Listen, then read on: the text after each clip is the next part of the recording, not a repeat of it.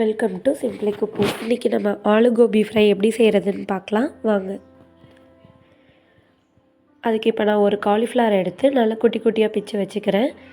அதில் 1/2 ஸ்பூன் மஞ்சத்தூள், 1 ஸ்பூன் மிளகாய்த்தூள், 1 ஸ்பூன் மல்லித்தூள், கொஞ்சம் உப்பு, கொஞ்சமாக இஞ்சி பூண்டு பேஸ்ட்,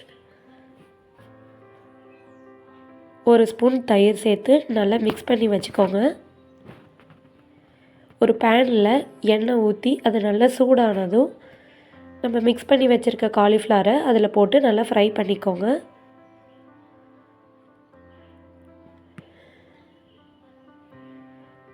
இப்போ வேக வச்சு எடுத்த உருளைக்கிழங்க வெஜ்ஜஸாக கட் பண்ணி அதையும் எண்ணெயில் போட்டு நல்லா ஃப்ரை பண்ணி எடுத்துக்கோங்க. இது ரெண்டுமே நமக்கு கிறிஸ்பியாக வேணும், அதனால தான் ஃப்ரை பண்ணுறோம். இந்த அளவுக்கு ஃப்ரை பண்ணிக்கோங்க.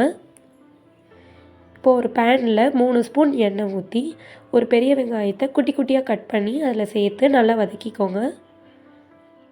ஒரு மிக்ஸி ஜாரில் 2 பெரிய வெங்காயம், 1 பச்சை மிளகா, கொஞ்சம் புதினா, கொஞ்சம் மல்லி, கொஞ்சமாக இஞ்சி பூண்டு பேஸ்ட், 2 பெரிய தக்காளி, இது எல்லாத்தையும் நல்லா பேஸ்ட் பண்ணிக்கோங்க.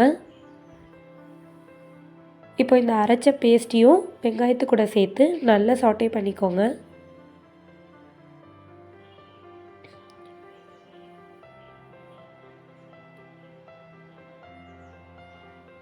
இப்போ 1/2 ஸ்பூன் மஞ்சத்தூள், 1 ஸ்பூன் மிளகாய்த்தூள், 1/2 ஸ்பூன் மல்லித்தூள் சேர்த்து நல்லா மிக்ஸ் பண்ணிக்கோங்க.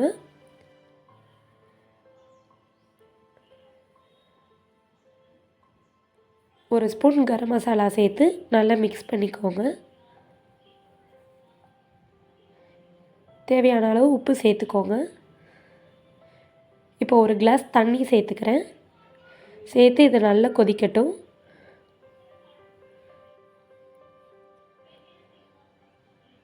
நல்லா எண்ணெய் பிரிஞ்சு வரணும்.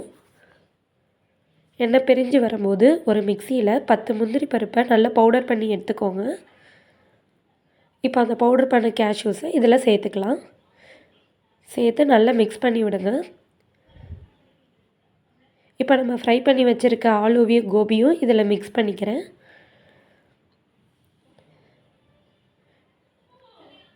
ஒரு 5 மினிட்ஸுக்கு நல்லா சாட்டே பண்ணிக்கோங்க.